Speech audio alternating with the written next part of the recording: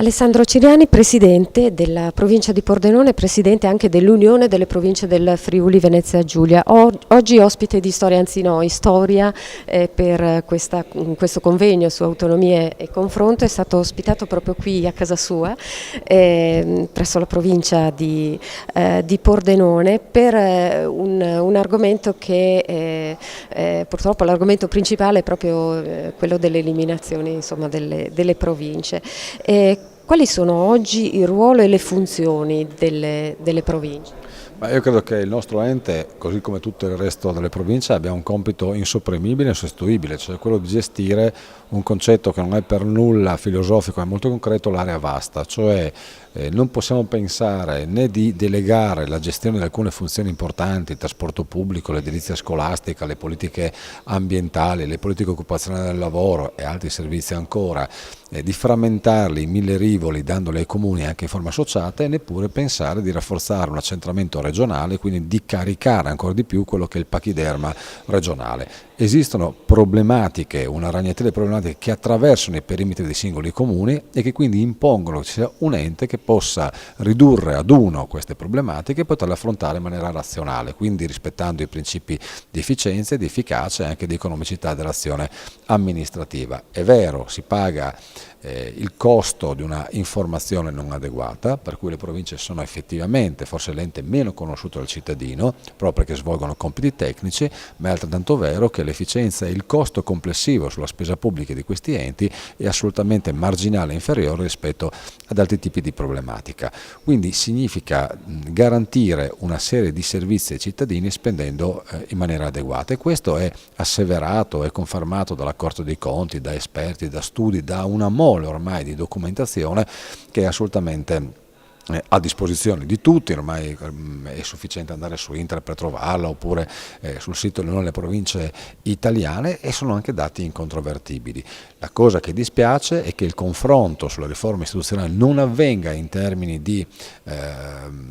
rispetto dei principi di una riforma vera e propria, quindi comprendendo la delicatezza, la complessità, la raffinatezza degli argomenti, ma venga fatta solo per dare in pasto ai cittadini qualche cosa. Quindi bisogna fare le riforme perché oggi i cittadini vogliono il sangue di qualche politico, buttiamo in pasto le province. Poi le conseguenze, questo è un effetto che non viene neppure considerato, e quindi noi auspichiamo, ripeto, che anche con convegni come quello di storia si possa riportare la discussione nei binari più seri delle vere riforme che occorrono nel nostro Paese. Senta, lei ha sentito l'assessore Pannontin, sembra che la macchina ormai sia stata messa in moto contro le province, almeno i primi step il primo almeno è partito.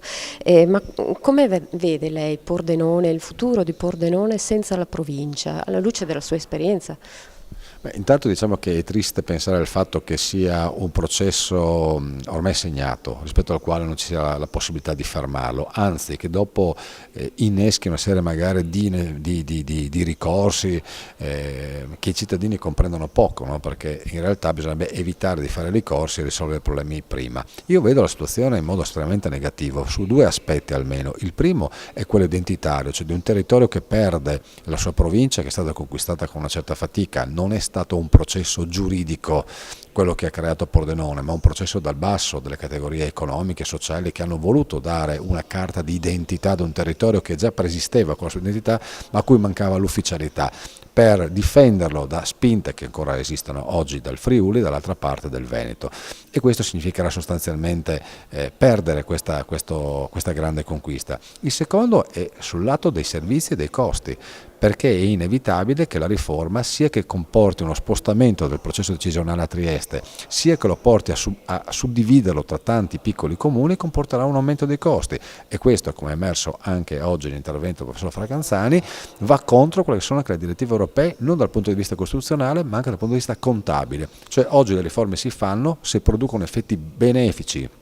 in termini di qualità dei servizi o in termini di costi. Qui si peggiora la qualità dei servizi, si aumentano i costi, e chi ci rimette alla fine è il cittadino. Quindi le riforme non si fanno per lanciare segnali, si fanno se comportano un miglioramento della macchina amministrativa e in questo caso anche un risparmio. Qui invece non si ha nessuno dei due effetti. Senta, per concludere, una replica alle affermazioni dell'assessore. Ma a me è sembrata una relazione piuttosto claudicante, perché si annunciano delle linee guida che dovrebbero essere perfette, precise, puntuali, e poi si ammette che in realtà il processo sarà molto meno fluido di quanto si pensi, e cioè si fa un esperimento non sapendo quali saranno le conseguenze, ma non sapendo le conseguenze si va avanti con quell'esperimento e lo si brevetta, quindi lo si mette già in commercio, ed è esattamente il contrario di quello che farebbe il buon sperimentatore, che prima lo prova in laboratorio e quando ne conosce gli effetti lo applica. Lui stesso l'ha ammesso dicendo che ci sarà prima un accentramento di competenze e poi si vedranno se queste competenze si potranno passare e trasferire anche a livello territoriale.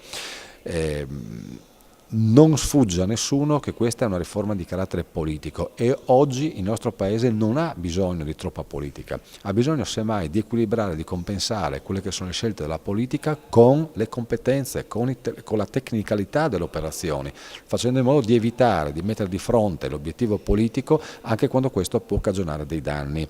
Dovrebbe essere la stella polare di ogni buon amministratore, il quale ha a disposizione uffici e tecnici che lo devono accompagnare al raggiungimento dell'indirizzo politico degli obiettivi, ma che non deve anteporre quelle che sono le sue idee alla realtà. È come chi dice: se le mie idee non collimano con la realtà, tanto peggio per la realtà. Questo è quello che sta facendo in questo momento, secondo la Regione, sotto il profilo delle riforme istituzionali. Occorrerebbe un po' più di tranquillità e di serenità, fare riforme che servono, perché se continuiamo a seguire quella che è la demagogia montante anche da parte di certa stampa, rischiamo di fare delle riforme non solo in campo istituzionale che non producono alcun effetto positivo. Grazie.